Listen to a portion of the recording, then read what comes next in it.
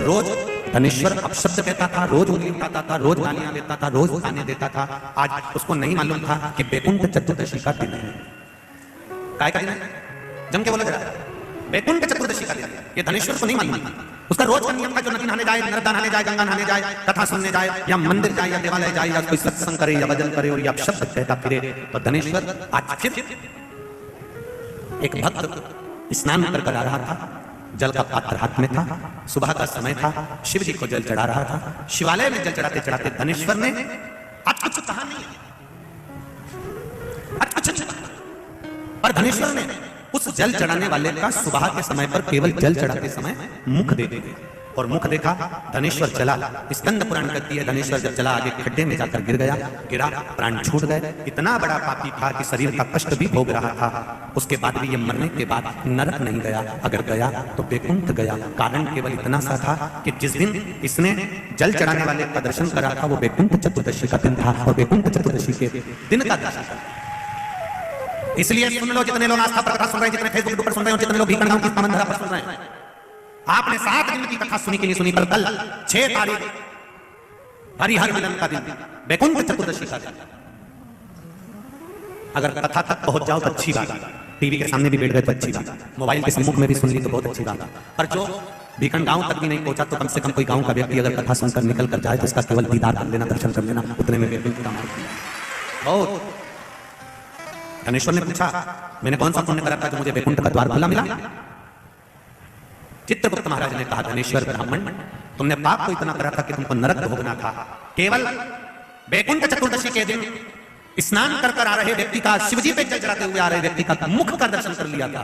इसलिए बैकुंठ चतुर्दशी हरिहर मिलन का दिन है। बैकुंठ चतुर्दशी के दिन भगवान विष्णु और भगवान शंकर, इन दोनों का गुणगान करना चाहिए, दोनों का भजन करना चाहिए, दोनों का मंत्र जाप करना चाहिए, दोनों का। आप सबसे निवेदन है, कल हरिहर मिलन के दिन आप तो 11 बजे के बाद में, रात्रि को 11 के बाद, अगर नींद खुली रहे, नींद नहीं खुली रहे तो तुम रात को 8-9 बजे चढ़ा के सो जाओ तो कोई बात नहीं हो। भगवान को बोलेगा,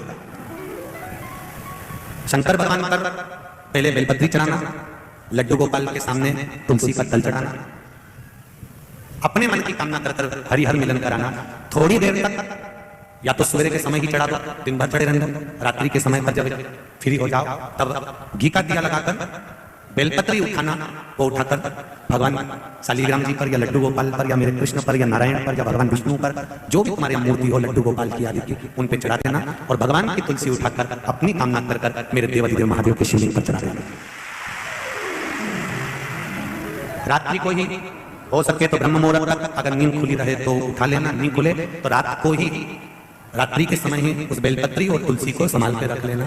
वही बेलपत्री तुलसी विद्या के लिए, और जो बच्चा माइंड से तकलीफ में रहता है, जो बच्चा पलंग पर गंदगी करता हो, या जिसका विवेक बुद्धि स्थिर नहीं रहती हो, उसके लिए ये बेलपत्री और तुलसा हमेशा कार्य आती है। कल वही बैकुंठ चतुर्दशी का दर्शन अभाव से, आनंद से अपने अपने घरों में करें, भक्ति के साथ, आनंद के साथ शिव कथा करें। धनेश्वर पूछ रहा है कि मेरे प्राण छूटे, मैंने तो पाप करा था, ये बैकुंठ का कहा। केवल भगवान विष्णु ने काशी में जाकर भगवान शंकर की आराधना मणिकर्णिका के घाट पर करी थी। शंकर भगवान ने अपना सुंदर भाव सुदर्शन चक्र भगवान विष्णु को दे दिया था, और भगवान विष्णु ने अपना नेत्र भगवान शंकर को दे दिया था। तब भगवान विष्णु ने कहा था देवऋषि नारद से, नारद, पूरे वर्ष में केवल एक दिन ऐसा रहेगा बैकुंठ चतुर्दशी का, जिस दिन मेरा दरवाजा 24 घंटे खुला रहेगा, जो पापी से पापी जीव है वो प्रवेश करेगा। ये प्रयास करो, कल शिवरात्रि का जल अवश्य चढ़ा, भगवान नारायण का स्मरण करें, राम नाम का नाम